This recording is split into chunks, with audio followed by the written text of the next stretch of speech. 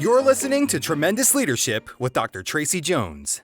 Hi, everyone. This is Dr. Tracey Jones. Our pick of the week this week on our Life-Changing Classics is Andrew Carnegie's life-changing classic called The Advantages of Poverty. And I know you're thinking, wait a minute, Tracey, did I hear you right? Did you say the advantages of poverty? I absolutely did say the advantages of poverty. This is one of our all-time best-selling life-changing classics, and for great reason. Andrew Carnegie was known as the Steel King. And he really didn't know all that much about steel, but he was just an incredible man who knew how to get the best out of people. And he was so industrious. And he was from Scotland, and he emigrated here as a young boy with his parents. And he just, everything that he touched, he just dug in, and he was industrious, and he was hardworking. And in The Advantages of Poverty, Andrew Carnegie talks about the gospel of wealth.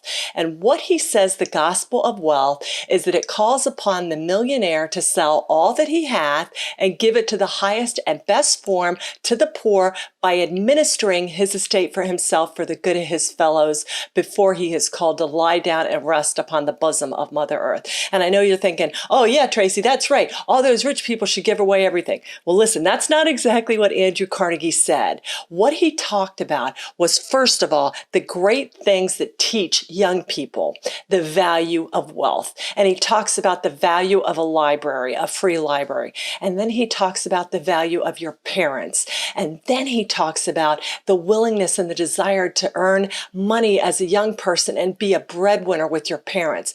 My goodness, I mean, you'd almost think that this is harsh and unusual punishment in today's world. But he really talks about how even though he grew up in abject poverty, that first week when he earned $1.20, he was so proud that when he earned all his other millions, because it taught him the value of hard work and industrious.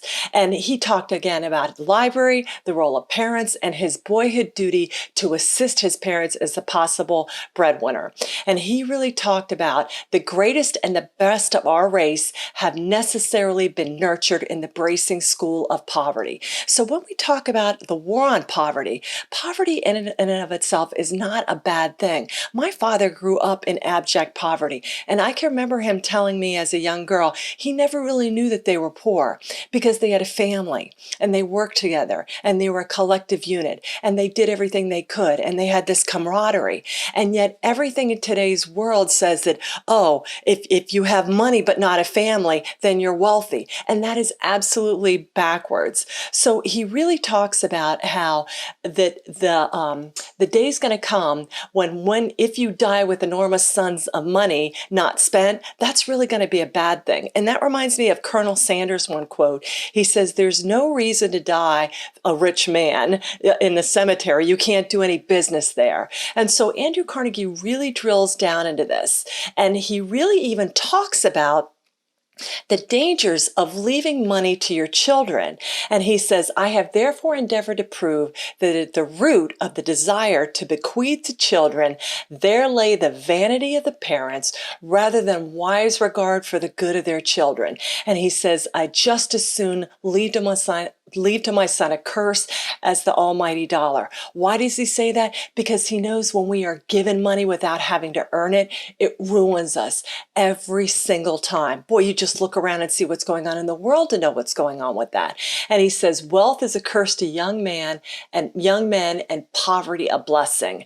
But if these terms seem rather strong, let us state the proposition thus, that wealth left to a young man as a rule is disadvantageous, that lives of poverty and struggle are advantageous. And so really this book just goes into the value of wealth, why we love money. We love money because what we can do to help others. We generate it, we bequeath it, we give it to as many people as we can to do the most good as we can, but we don't ever want to deny giving somebody else the opportunity to earn their own wealth. And when we just willy-nilly give away without helping people achieve a means of acquiring their own wealth, that is disastrous. And I think if you look at what's going on in this country, you see the ramifications of this. So this is just such classic old school wisdom. But the fact is, if you don't earn it, you don't respect it. And we are all put on this earth to work and to serve one another. And so the advantages of poverty poverty is just a beautiful look at what having nothing teaches us about gaining everything in the world. So get copies for yourself, get some for your team. This is our pick of the week. We have this on audio and download, and our booklet this week. Check it out. You're going to love it. Thank you for listening to Tremendous Leadership with Dr. Tracey Jones. Find out more about Dr. Jones at www.tremendousleadership.com. If you've been ignited by something you heard in this episode, let us know by leaving a review for Tremendous Leadership wherever you listen to podcasts, or by sending us a message through www.tremendousleadership.com.